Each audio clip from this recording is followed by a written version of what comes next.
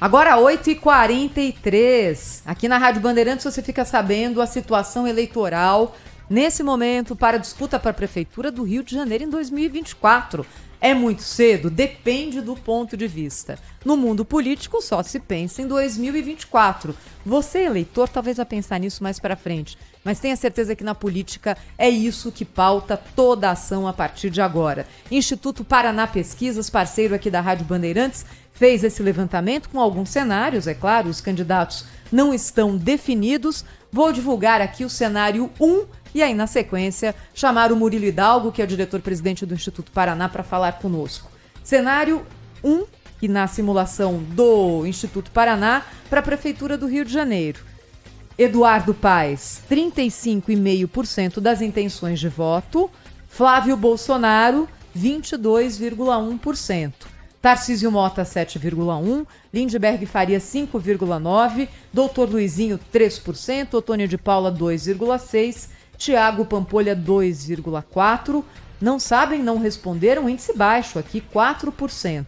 Nenhum, branco ou nulo, 17,4%.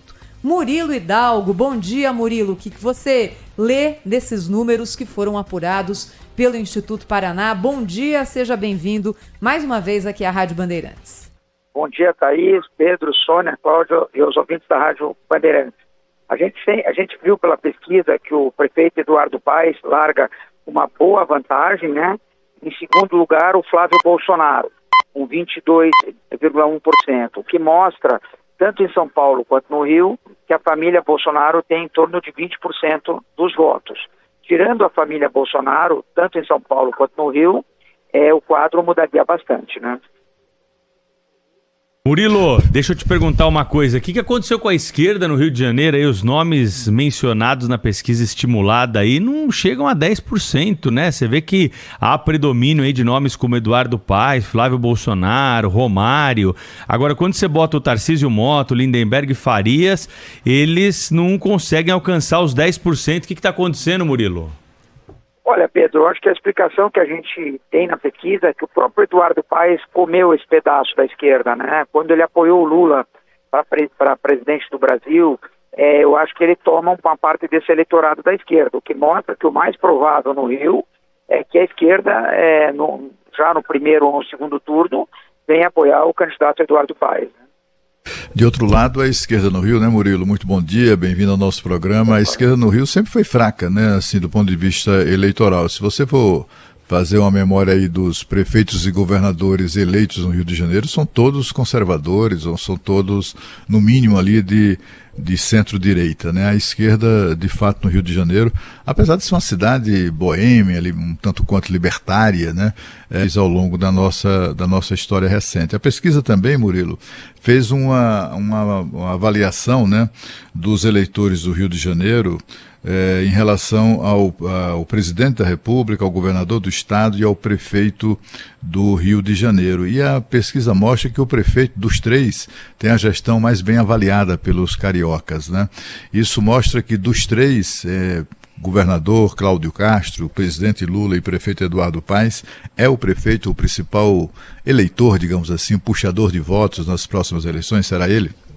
Com certeza. Na fotografia do momento de hoje, Cláudio, com certeza o prefeito é o que está em melhor situação. O que mais me chamou a atenção é, na verdade, a popularidade do governador Cláudio Castro, que ele ganhou a eleição no primeiro turno, né? E hoje ele tem mais gente desaprovando a sua gestão do que aprovando, né? Murilo, Sônia aqui. E o que mostra também é que o eleitor do Rio de Janeiro já está muito mais decidido que o eleitor de São Paulo, se a gente comparar os números, né, da tua última pesquisa aqui que a gente trouxe com exclusividade. Com certeza, Sônia. Isso se dá o fato do prefeito, né? Que o prefeito do Rio, ele é muito bem citado nas pesquisas, já o de São Paulo nem tanto. Eu acho que a principal diferença do não sabe nenhum de São Paulo para o Rio se dá na figura do prefeito, né? Olha, na pesquisa que nós divulgamos na Rádio Bandeirantes do Instituto Paraná na semana passada para a corrida eleitoral em São Paulo, município de São Paulo, os números para lembrar que é o nosso ouvinte. Guilherme Boulos, 26,3%, Datena, 24,3%, Rodrigo Garcia, 8,5%. Ricardo Nunes, atual prefeito, 7,9%. Numa diferença muito grande, não é, Murilo, em relação a esse quadro apurado no Rio de Janeiro, com a liderança folgada do prefeito Eduardo Paes em todos os cenários que são feitos pelo Paraná, né? Exatamente, tem uma diferença muito grande da intenção de voto do Eduardo Paes para o prefeito de São Paulo. Agora, vale chamar a atenção, também o prefeito do Rio foi eleito, né? O de São Paulo, ele sucedeu o Bruno Covas, que faleceu. Né? O Murilo. Ele foi votado, né? É verdade, né? Ele acabou herdando aí uma parte do mandato, né, pela morte do prefeito Bruno Covas. Murilo, em relação ao Flávio Bolsonaro, né, nome aí que surgiu na política na esteira do pai, senador da República, que está na fase final do seu mandato de 8 anos, então no ano que vem ele teria mais 2 anos ainda no Senado. É uma posição confortável, porque se ele perde a eleição, ele ainda tem mais 2 como senador. Ele deve ser o grande nome aí para fazer frente ao Eduardo Paes? Essa é a leitura que a gente faz com essa primeira pesquisa? Ou você enxerga aí a possibilidade de algum outro nome surpreender nos próximos levantamentos que serão feitos pelo Instituto Paraná? Olha, Pedro, hoje pelas pesquisas, pela pesquisa realizada, com certeza o principal oponente ao prefeito Eduardo Paes é o Flávio Bolsonaro. A gente tem um cenário que a gente tira o Flávio Bolsonaro e coloca o Romário. O Romário aparece em torno de 14%, 15%, bem mais abaixo. Agora, o Flávio Bolsonaro, ele não tem muito o que perder, que nem você falou. Mas a grande dúvida que fica, Pedro, é o seguinte: a família Bolsonaro disputará a eleição com o Eduardo e com o Flávio em São Paulo e Rio de Janeiro ou não disputará? Eles farão a defesa do legado do governo do pai nas próximas eleições nas 2 maiores capitais brasileiras ou não? Essa é a dúvida que fica. Murilo, uma pesquisa feita com essa antecedência em relação ao pleito, ela tem que tipo de influência e de utilidade para o meio político? Porque é claro que esse quadro vai mudar muito, os candidatos não estão postos, tem muita água para passar ainda debaixo da ponte. Ao mesmo tempo, a gente sabe que levantamentos servem para que os partidos testem os seus eventuais candidatos e já comecem a se planejar. Como é que o mundo político recebe pesquisa eleitoral feita com quase 2 anos de antecedência em relação ao pleito? Olha, Thaís, como você comentou brilhantemente no início, para a população está distante, para o mundo político nem tanto. As pesquisas nesse momento servem para eles começarem a ter uma noção do tamanho do problema e de quem são seus adversários.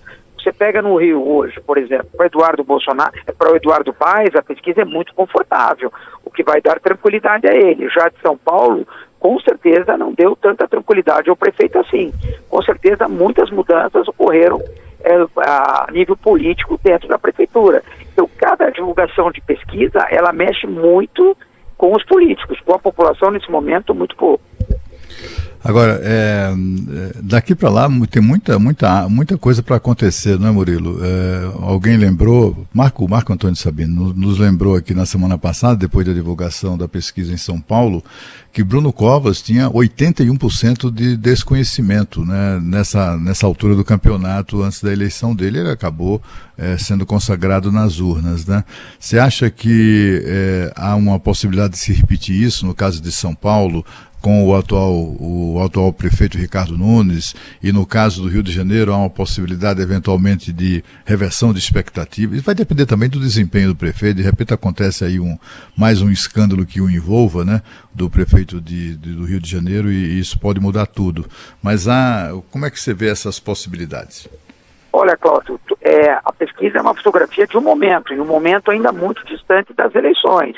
A relação do Bruno Covas com o atual prefeito, ela pode ser considerada parecida no grau de desconhecimento, porque o Bruno também herdou uma prefeitura do João Dória, certo? Mas o Bruno tinha mais, como é que eu vou te dizer, ele tinha uma força política maior em cima do avô, né? Em cima do Mário Covas. Então são situações um pouco diferentes. Mas tudo é possível. A eleição essa pesquisa são fotografias de momento, como se falou, pode haver denúncias, como pode haver muitas obras, muitas melhorias por parte dele e mudar muitas pesquisas para frente. Agora, é uma fotografia de um momento que serve para eles se pautarem. tanto a situação quanto a oposição. E justamente isso, Murilo, que eu queria saber de você. Quer dizer, se a gente comparar São Paulo com o Rio, quer dizer, as necessidades de um e as necessidades do outro, o que está pesando mais no Rio de Janeiro? Olha, no Rio de Janeiro, o que pesa a favor do Eduardo Paes, quando a gente vê, é a popularidade dele. Ele é avaliado como um bom prefeito, então, consequentemente, ele larga na frente. Já em São Paulo, o prefeito é muito desconhecido. Ele tem 2 trabalhos. Ele tem que fazer a gestão ser bem avaliada e como se tornar conhecida. Só para lembrar aí mais uma história aí de eleições, viu, Murilo? Gilberto Kassab, que também herdou o mandato de José Serra, que saiu para disputar o governo do estado de São Paulo. No primeiro levantamento para a prefeitura de São Paulo, o Kassab tinha 2%. Ninguém sabia quem era o Kassab, era o então vice-prefeito. Aí trabalhou, marketing, não sei o que lá, tumba. Chegou, venceu a eleição da Marta Suplicy, que era um nome... Muito talentoso, e entregou também.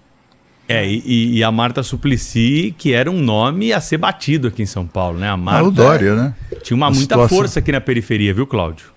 Pois é, e o Dória? O Dória eu queimei a língua aqui, eu dizendo, rapaz, o PSDB podia arrumar um candidatozinho melhor. Então, o cara, ele tinha 2% nas pesquisas, ou 1,5%, sei lá, e ganhou no primeiro turno. Não acreditem nessa história que a Prefeitura de São Paulo é coisa fácil, não, o PSDB deve ter se arrependido muito amargamente depois, né, Cláudio?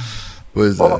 Olha, a situação do prefeito, ele deve se tornar, de agora em diante, a cada dia mais conhecido, né? Mas o que vai pesar, tanto o Gilberto Kassab quanto o Bruno Covas, o Bruno Covas eu te colocaria uma aspas, né? Porque ele teve um problema de saúde, isso também o ajudou um pouco.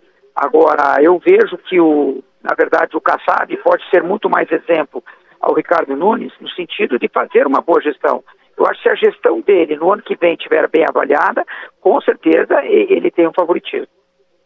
Esse é o Murilo Hidalgo, hein, trazendo pra gente informações aqui dos levantamentos do Instituto Paraná Pesquisa, hein, que tem um carimbo lá de credibilidade pelo que fez na eleição do ano passado. Foi um instituto de pesquisa que conseguiu o resultado mais próximo do que nós tivemos nas urnas. Por isso o Murilo é nosso parceiro aqui no Grupo Bandeirantes de Comunicação e tá sempre com a porta aberta aqui para divulgar a pesquisa, trazer os seus comentários, que são sempre bem-vindos aí para os nossos ouvintes. Murilo, parabéns pelo trabalho, hein? Um abraço para você. Um abraço, obrigado. O único instituto auditado pelas urnas. Isso aí, Cláudio. Obrigado pelas palavras, Cláudio, Pedro, Thaís, Sônia, e um grande abraço a todos os ouvintes. Obrigada, Murilo. Tchau, Murilo. Rede Bandeirantes.